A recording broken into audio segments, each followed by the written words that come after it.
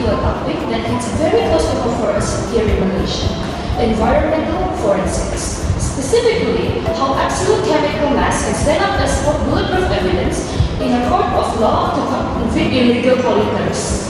That's right, Daphne. In March 2019, the nation was shocked by the kicking report about tsunami crisis in Pasir Gudang, Johor.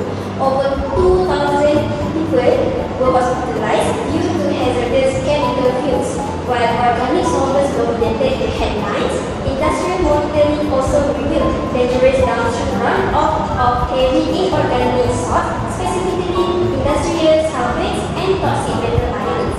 When an environmental crime like this happens, authorities can't just point fingers. They need numbers that convict. Which is why today we have a panel of experts joining us here in the studio. Forensic chemists Miss ALYN and Miss Anna. Welcome everyone. For having us, DEFNIE and PUTERI.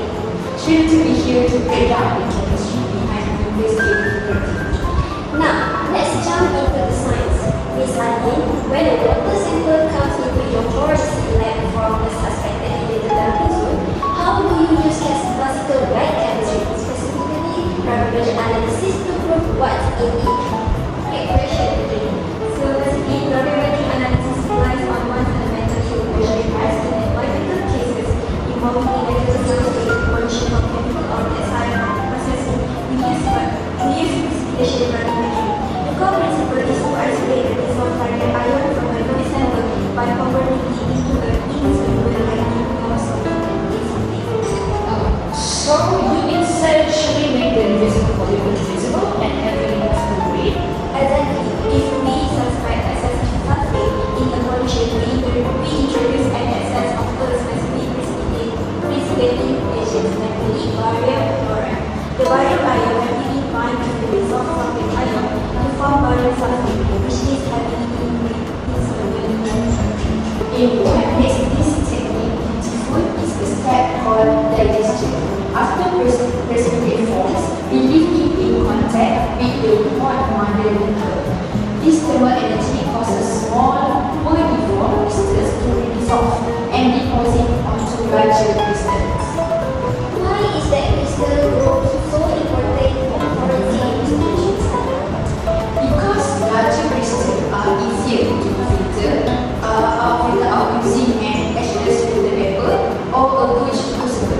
If the particles are too small, they slip through our filters, meaning we lost product, which artificially lowers our final mass and ruins our filter techniques. Before you can even drop barium chloride into a beaker, how do you get the sample ready? Miss ALYN, what does sample preparation look like at the riverbanks of a site like the Kiki River? Sample preparation is extremely critical because your sample is clear of the drug right. Your practice is to for the organic chemical like sulfate and gravimetric collect water sample in high density polyethylene water. They immediately filter the raw water outside using 0.5–0.45 micrometer filter to remove suspected mineral stain. So, do you remove physical damage first so it doesn't stream to a wider chemistry? Exactly. Then water sample is acidified using a small amount of hydrochloric acid to lower the pH level. This acid environment doesn't violate and prevent ion from precipitating out prematurely as hydroxide and it eliminates information from the interference which is otherwise we add our environment edge and Now, let's address the elephant in the room. As you guys know, this is a modern engineering. Why on earth are forensic labs still using classical wet chemistry and physically reading things when we have a multi-million-dollar instrument like atomic absorption spectroscopy or ICP-MS? This is the Royale critical evaluation method. AES is applied to fast automated and loose and sedimentary detection in down part per region. It is perfect for screening 100 samples a day. However, AES is a relative method. It cannot give an absolute value without being calibrated against the manufacturer's method solution. So if your instrument's calibration to shift all the machine malfunctions, your data will be successfully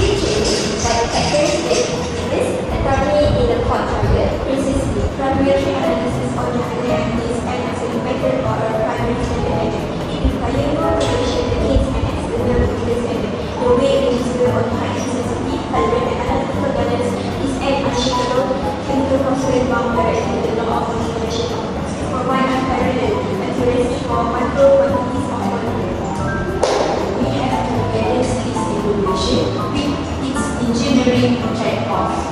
Gravimetry is good. The distance, filtration, washing away the ions, and drying the precipitate to a constant mass if the distance takes hours.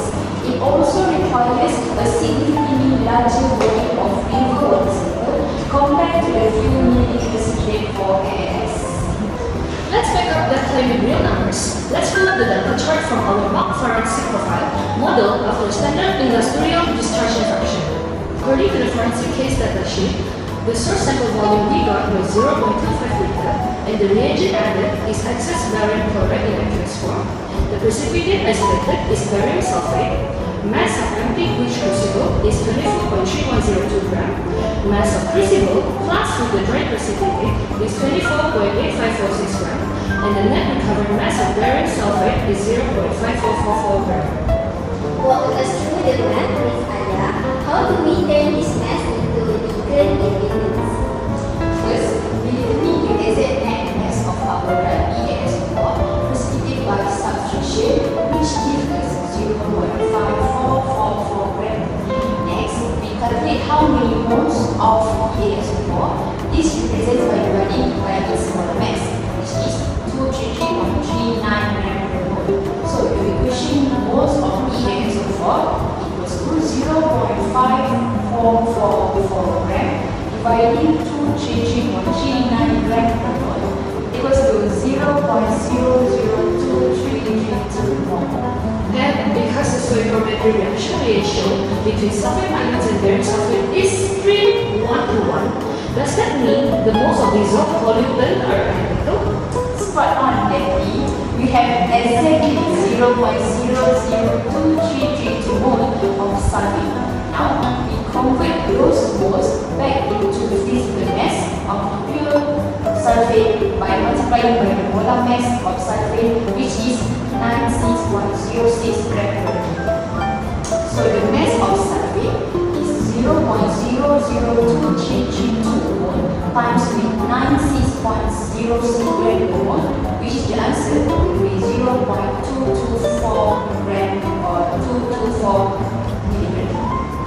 Excellent. Now, to understand how this translates directly into law enforcement, we have a very special guest joining us today.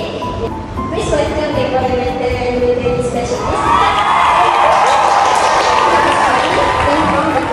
Hello Puteri, DEFNIE and everyone watching. Glad to join you virtually to explain Ms. ALYA finding intended environmental regulatory units greater than max and divided by our original water sample volume, which was 250 milliliter or 0.25 liter. 896 milligram per liter. Kai, since we have you right here on online, break down the final verdict for us. What does that number actually mean under the eyes of our environmental laws?